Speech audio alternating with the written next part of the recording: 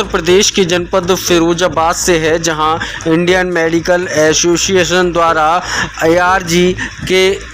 AR medical college Calcutta में duty करते वक्त 9 अगस्त प्रातः मेडिकल कॉलेज परिसर में महिला डॉक्टर की रेप के बाद हत्या कर दी गई।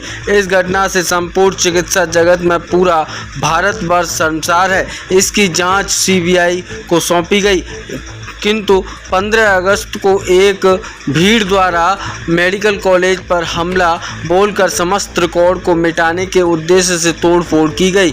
रेजिडेंस डॉक्टर व मेडिकल छात्रों को पीटा गया। इसके लिए आज दिनांक 16 को प्रेस वार्ता का आयोजन मोनार्क में रखा गया।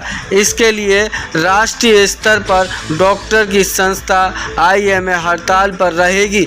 हमने बात की उन डॉक्टरों से, क्या कुछ कहना था उनका आप स्वयं देखिए हमारे संवाददाता विवेक शर्मा व चंचल शर्मा की इस खास रिपोर्ट में कि किस तरीके से इस प्रेस वार्ता का क्या था उद्देश्य। आप स्वयं देखिए खास रिपोर्ट। बनना चाहेगा बच्चा और कौन डॉक्टरी करना चाहेगा। वो डॉक्टर लेडी डॉक्टर 36 घंटे से ड्यूटी कर रही थी। और देखिए, जैसा कि हम सबको विदित है कि इस बार जो 15 अगस्त हमारा स्वतंत्रता दिवस जो एक उत्सव है, जिसे मनाने का हम लोगों में जोश इतना ज़्यादा होता है, वो एकदम जोश कम है। क्योंकि जिस हम महिला सशक्तिकरण की बात करते हैं, जो हम महिलाओं का आरक्षण रोज़ बढ़ाते रहते हैं, वो सब व्यर्थ है। जब महिला जहाँ काम कर रही है, जहाँ ड्यूटी कर रही है, वो भी एक डॉक्टर महिला जो कि समाज में एक ऐसा स्थान रखती है, इतने लोगों की जान बचाती है, उसका रेप हो के मर्डर हो रहा है अपनी ही जगह पर, जहाँ वो अपना घर समझती है, 36 घंटे की ड्यूटी करती है। उसके बाद आप उसको एक प्रॉपर जगह नहीं दे पा रहे, एक प्रॉपर उसका स्थान नहीं दे पा रहे, आप उसको एक सुरक्षा नहीं दे पा रहे, तो मेरे ख्याल से ये सब व्यर्थ है। आज हम सब डॉक्टर्स ने इसीलिए ये स्ट्राइक नेशनल लेवल पे हो रही है। नेशनल लेवल पे इस स्ट्राइक के मायने हमारा कहीं भी मरीज़ों को परेशान करने का नहीं है।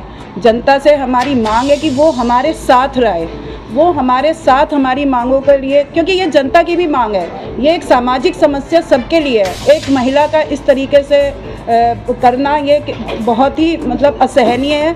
इसके लिए तो मुझे लगता है कि लोगों को सोचना भी नहीं चाहिए, सड़कों पे उतर आना चाहिए, मांग करनी चाहिए कि क्यों इतनी डिले हो रही है।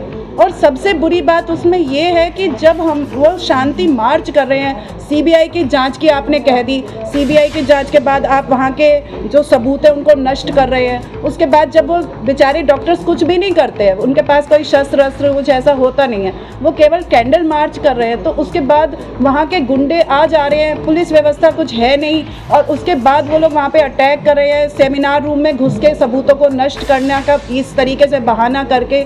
मतलब अगर इस लेवल का रहना हो जाएगा तो फिर डेमोक्रेसी का तो कोई मतलब ही नहीं है हमारे देश में, जबकि हमारा देश सबसे बड़ा लोकतांत्रिक देश कहलाता है। तो इसलिए हम लोग सब एक दिन का हड़ताल आप सबसे, समाज से माफ़ी मांग कर ले रहे हैं। उसमें भी हम लोग इमरजेंसी सेवाएं देते रहेंगे, केवल हमारी OPD व्यवस्था बंद रहेगी। ये समाज तक अपना मैसेज पहुंचाने के लिए हमने आज प्रेस कॉन्फ्रेंस की है, और हम मांग करते हैं कि और भी जो एसोसिएशंस हैं या जो जनरल पब्लिक है वो भी हमारे साथ आए और इसी का ज्ञापन सरकार को दें। कल हम लोग 12 बजे करीब DM सर को ज्ञापन देंगे, और हमारी तो शांति से ही मांग है। हमारी मांग ये है कि एक निर्भया 1, एक निर्भया 2, अब और निर्भया हम नहीं चाहिए, और हमें नहीं चाहिए, नहीं चाहिए, नहीं चाहिए।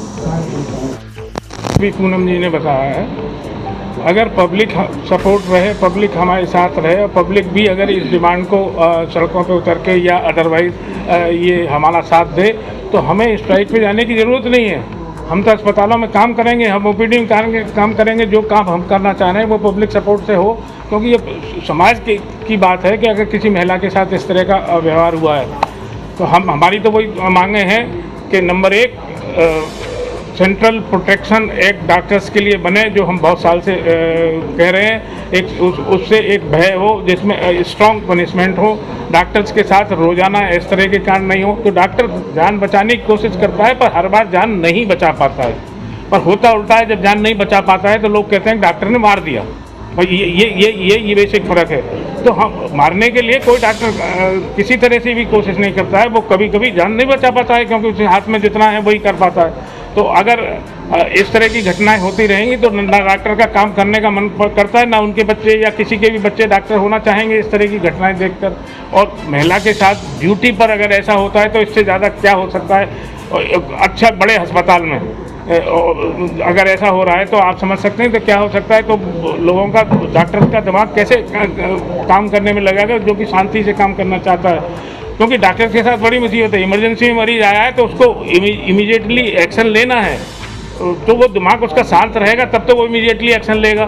कोर्ट के एक्शन से आप देखिए, महीनों बहस होती है, वकील बहस करते हैं, किताबें देखते हैं, उसके बाद भी कलकत्ता की घटना को लेकर के किस तरह का आंदोलन रहेगा आपका? अभी तो हम कल 24 घंटे की सिर्फ ओपीडी से रूटीन पेशेंट्स को नहीं देख रहे हैं, इमरजेंसी सेवाएं चालू हैं, जो इमरजेंसी मरीज हैं वो देखे जाएंगे।